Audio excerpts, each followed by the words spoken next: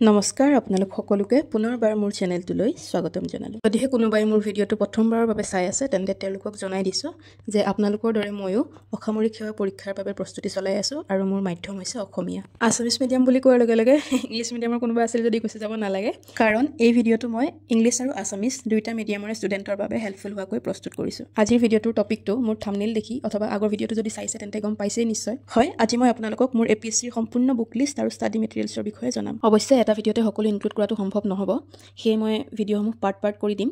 এইটো এটা সম্পূৰ্ণ বুক লিষ্ট চিৰিজ হ'ব।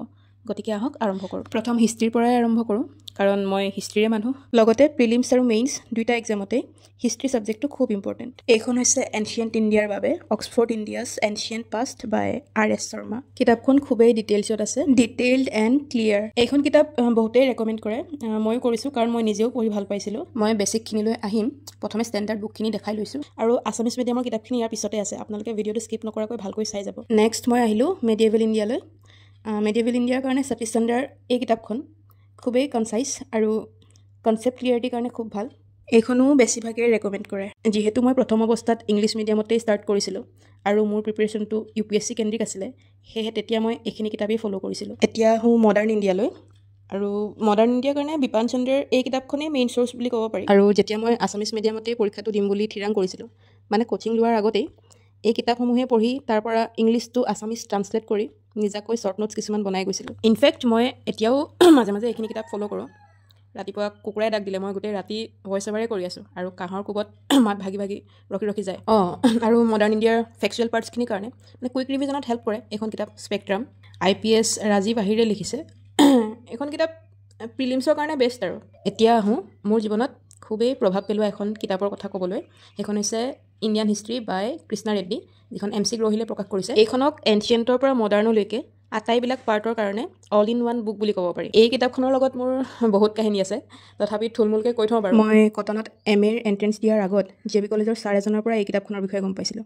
তেতিয়া অৱশ্যে মোৰ তাত কিতাপখন কিনিব পৰাকৈ সামৰ্থ্য নাছিল। এতিয়াও ইমান সামৰ্থ্য হোৱা নাই দেই, তথাপি সেই সময়ত 900-1000 টকা এটাও মোৰ কাৰণে বহুত আছিল। তেতিয়া যোৰহাটৰে এটা হৃদয়বান পৰিয়ালে মোক এই কিতাপখন অনলাইন যোগে কিনি দিছিল। অৱশ্যে সেই পৰিয়ালটোৱে মোক বহুত সময়ত বিভিন্ন ধৰণে সহায় কৰি থৈছে, গতিকে মই তেওঁলোকৰ ওচৰত সদায় কৃতজ্ঞ। এতিয়া আহোঁ আছাম হিষ্ট্ৰীলৈ। আৰু আছাম হিষ্ট্ৰীৰ কাৰণে মই প্ৰিয়ম গোস্বামী মেমৰ এই কিতাপখন প্ৰিফাৰ কৰোঁ। মই এইখন কিতাপ গ্ৰেজুৱেশ্যন মাষ্টাৰ ডিগ্ৰীৰ পৰা এতিয়ালৈকে ইউজ কৰি আছোঁ। তাৰপিছত আছাম হিষ্ট্ৰীৰ বেছিক পাৰ্টখিনিৰ কাৰণে মই এইখন কিতাপো পঢ়িছিলোঁ। মই জাষ্ট দেখুৱাইছোঁহে। এইখন ক্লাছ 7ৰ কিতাপ, মোৰ টিউশ্যনৰ ষ্টুডেণ্ট এগৰাকীৰ স্কুল কাৰিকুলামৰ কিতাপ হয়, তথাপি মোৰ কাৰণে হেল্পফুল আছিলে। ইয়াত মই দেখুওৱা সকলো কিতাপেই আপোনালোকে ল'ব লাগিব বুলি কথা নাই। এতিয়া আহোঁ আছামিজ মিডিয়ামৰ কিতাপখিনিলৈ। মই জানো বহুতে চাগৈ এই পাৰ্টখিনিৰ কাৰণে ৰৈ আছে। এইখন হৈছে ডম্বৰুধৰ নাথ ছাৰৰ অসম বুৰঞ্জী। খুব ধুনীয়াকৈ আছে কথাবিলাক। এখন ইংলিছত আছেনে নাই মই নাজানো দেই। বেছিভাগ আছামিজ মিডিয়ামত পঢ়া বা হিষ্ট্ৰীত মেজৰলৈ পঢ়া ষ্টুডেণ্টৰ হাতত এইখন কিতাপ থাকেই। কাৰোবাৰ হাতত যদি নাই তেন্তে আছাম হিষ্ট্ৰীৰ পাৰ্টখিনিৰ কাৰণে এইখন কিতাপ ল'ব পাৰে। মই আপোনালোকক সকলো কিতাপ কিনিবলৈ নকওঁ, কিন্তু 2-এখন কিতাপ ল'লে আপোনালোকৰে হেল্প হ'ব। তাৰপিছত ক'ব বিচাৰিম এখন ক্লাছিক ৰেফাৰেঞ্চ বুকৰ কথা। সেইখন হৈছে ছাৰ এডৱাৰ্ড গেইটৰ এই হিষ্ট্ৰী অফ আছামৰ অসমীয়া ভাঙনি। মোৰ হাতত থকাখন অৱশ্যে বহুত পুৰণা কিতাপ। দেখিছে নহয়, ওপৰত পঁইতাচৰাই কুটিছে। এইবিলাক বহুত আগৰ পৰাই পঁইতাচৰাই কুটি থৈছে। মই তেনেকৈয়ে পঢ়িছিলোঁ এইখন। ওপৰৰ অকণমান 2-এটা লাইন নাইকিয়াও হৈ আছে। কিছুমানে অৱশ্যে এইখনৰ লেংগুৱেজটো অলপ টান পায়। কোনোবাই লওঁ বুলি ভাবিলে এইখন কিতাপ ল'ব পাৰে। ইংলিছ আৰু আছামিজ দুইটা ভাৰ্চনে উপলব্ধ।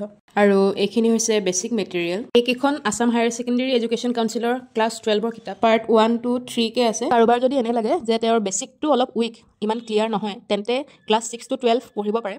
আৰু কাৰোবাৰ যদি এনেকুৱা হয় যে বেছিকখিনি ঠিক ঠাকে আছে, তেন্তে মই ভাবোঁ 6ৰ পৰা আৰম্ভ নকৰিলেও হয়, অলপ ওপৰৰ ক্লাছৰখিনিও পঢ়িব পাৰে। এই ভিডিঅ'টোত হিষ্ট্ৰী পাৰ্টটো অলপ দীঘল হ'ব, সেইটো জানেই, আৰু মই হিষ্ট্ৰীৰ মানুহ, গতিকে মোৰ ওচৰত হিষ্ট্ৰীৰ মেটেৰিয়েল বেছি। আৰু মই আপোনালোকক এইখিনি মেটেৰিয়েল আপোনালোকে ল'বই লাগিব বুলি দেখুওৱা নাই। মই দেখুৱাইছোঁ যে মই নিজে কি মেটেৰিয়েল পঢ়ি আহিছোঁ, অসমীয়া মিডিয়ামত আনচাৰ লিখিবৰ কাৰণে মোৰ বেছটো ক'ৰ পৰা বনাইছোঁ, কোনখিনি কিতাপ মই পঢ়িছোঁ, মই সেইখিনিহে দেখাইছোঁ। আৰু এই যে কিতাপকেইখন বহুত পুৰণা, মোৰ ওচৰত ভাগ্যৰ বলত এইকেইখন কিতাপ আহিছে। এইবিলাক মোৰ নিজৰ মেটেৰিয়েল নহয় দেই, মই বেলেগৰ পৰা কালেক্ট কৰিছোঁ বহুত কিতাপ।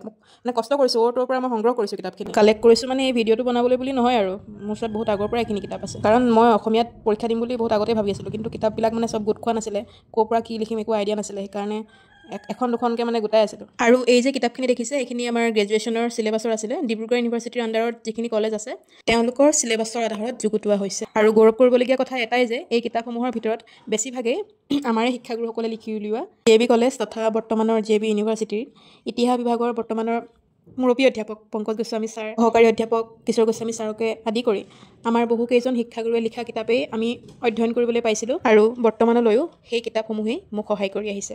গতিকে মই আপোনালোককো দেখুৱালোঁ যে আপোনালোকে নিজৰ পাঠ্যক্ৰমৰে হায়াৰ ছেকেণ্ডেৰীৰে হওক বা গ্ৰেজুৱেশ্যন লেভেলৰে হওক নিজৰ পাঠ্যপুথিসমূহ লৈয়ে আগবাঢ়িব পাৰে। ইয়াৰে সকলোবিলাক কিন্তু মোৰ নিজৰ কিতাপ নহয়। মই আগতেও কৈছোঁ যে মই লগৰ কোনোবা বা জুনিয়ৰসকলৰ পৰা সংগ্ৰহ কৰিছিলোঁ। আৰু আপোনালোকে দেখা পাইছে অসমীয়া মিডিয়ামৰ কিতাপ বুলি কোনো কম নহয়। প্ৰত্যেকখনতে খুব ধুনীয়াকৈ ডিটেইলছত দিয়া আছে, হৰপ্পা সভ্যতাৰ পৰা আহোম বুৰঞ্জীলৈকে।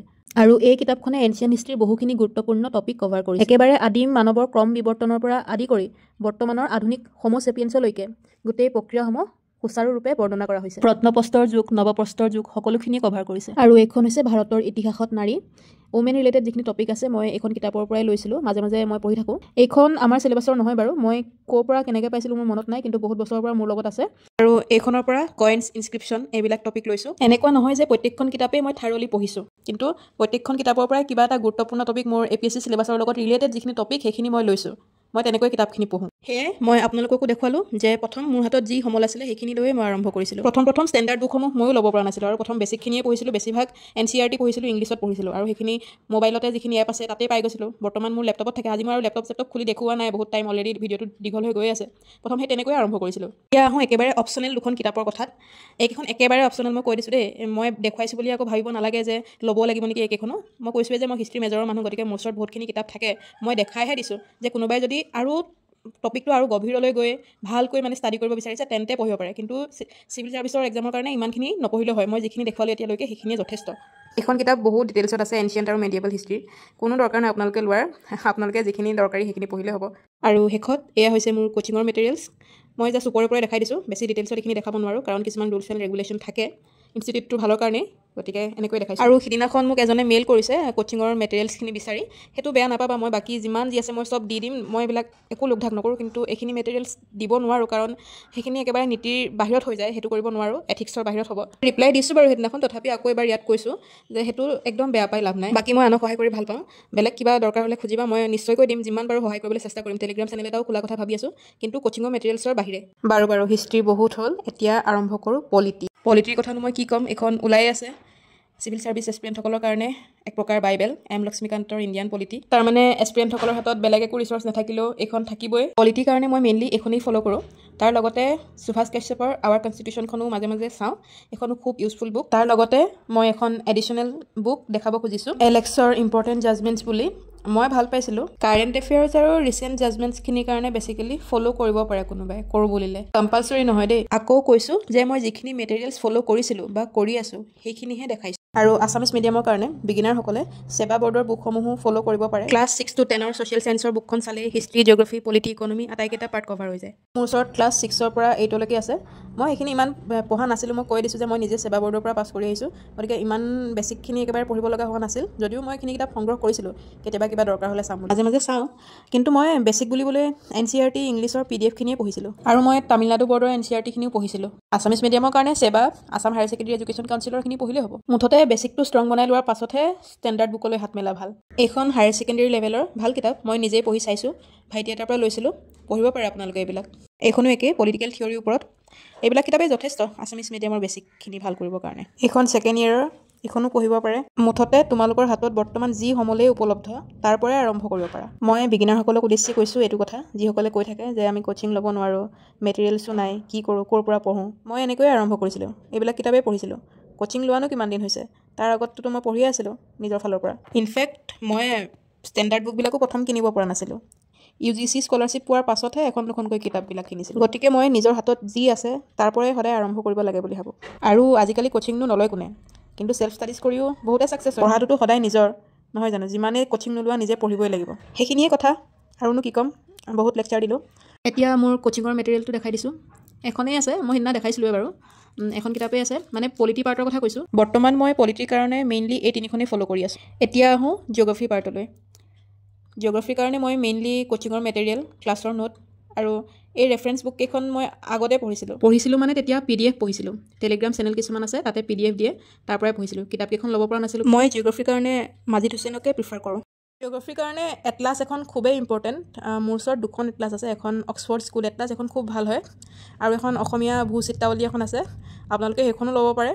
দুইখনৰ পৰাই চাব পাৰে আৰু দুইখন মোটামুটি ভাল জিঅ'গ্ৰাফিটো বেছিকখিনি মই NCERT পৰাই পঢ়িছিলোঁ আৰু আছামিজ মিডিয়ামৰ কাৰণে এইখিনি কিতাপ ফ'ল' কৰিব পাৰে বৰ বিশেষ নাই তিনিখন কিতাপেই মই দেখাইছোঁ এখন ছেকেণ্ড ইয়েৰৰ হায়াৰ ছেকেণ্ডেৰী আৰু এখন ফাৰ্ষ্ট ইয়েৰ এখন ছেকেণ্ড ইয়েৰৰ এনেকৈ এখন ফিজিকেল জিঅ'গ্ৰাফি আৰু এখন হিউমেন জিঅ'গ্ৰাফি ভাল কিতাপ এইকেইখন মই পঢ়িছোঁ মানে বুজি পাবলৈ সহজ আৰু বাকী ক্লাছ 6 to 10 ছেবা বৰ্ডৰ পঢ়িব পাৰে ক্লাছ 11, 12 হায়াৰ ছেকেণ্ডেৰী লেভেলৰ এইকেইখনো পঢ়িব পাৰে মানে আছামিজ মিডিয়ামৰ কথা কৈছোঁ মই ইমানখিনি পঢ়া নাই বাৰু গতিকে দেখুওৱা নাই মানে নাই পঢ়া আৰু এই দুখন মোৰ কোচিঙৰ মেটেৰিয়েলছ এখন ফিজিকেল জিঅ'গ্ৰাফি আৰু আনখন ইণ্ডিয়ান জিঅ'গ্ৰাফি দুখনেই আৰু এখন ভাল কিতাপ আছে বহুতে ছাজেষ্ট কৰে এখন হৈছে জিচি লিয়ঙৰ certificate physical and human geography মই PDF পঢ়িছোঁ এতিয়ালৈকে কিতাপখন লোৱা নাই এতিয়া আহোঁ বুক লিষ্টৰ ভিডিঅ'টোৰ ফাৰ্ষ্ট পাৰ্টৰ শেষৰটো পৰ্যায়লৈ এইখিনি মষ্টলি GK বুক আৰু GK কাৰেণ্ট এফেয়াৰ্ছৰ কাৰণে কি বুক ফ'ল' কৰিব পাৰে আপোনালোকে বেছিভাগে জানে নিশ্চয় আছাম ইয়েৰ বুক বহুতৰ দেখোৱেই মই বহুতে ফ'ল' কৰে সেইখন শান্তনু কৌশিক বৰুৱাৰ মোৰ ওচৰত আপডেটেড ভাৰ্চন নাই মই 2021তে কিনা সেইখনেই ৰাখি থৈছোঁ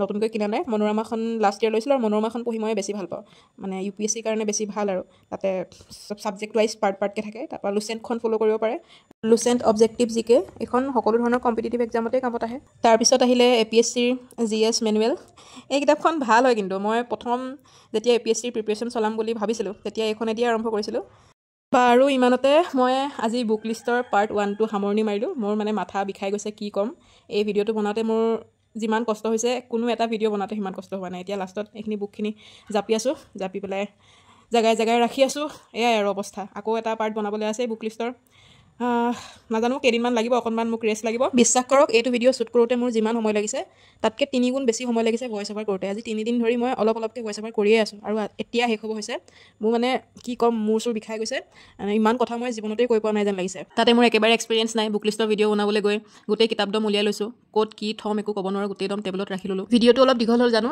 কিন্তু উপায় নাই যিহেতু মই অলপ ডিটেইলছত বনাওঁ বুলি ভাবিলোঁ আপোনালোকে মোৰ পৰা কিবা এটা জানিব বিচাৰিছে মোৰ ভাল লাগিছে ইনফৰ্মেটিভ ভিডিঅ'জো মাজে মাজে দি যাম কিন্তু ইয়াৰ পিছৰ ভিডিঅ'টো ভ্লগ হ'ব তাৰপিছতহে আকৌ বুক লিষ্টৰ পাৰ্ট আহিব চেনেলটো চাই থাকিব আৰু এনেদৰে মৰম দি যাব আজিলৈ আহোঁ আকৌ লগ পাম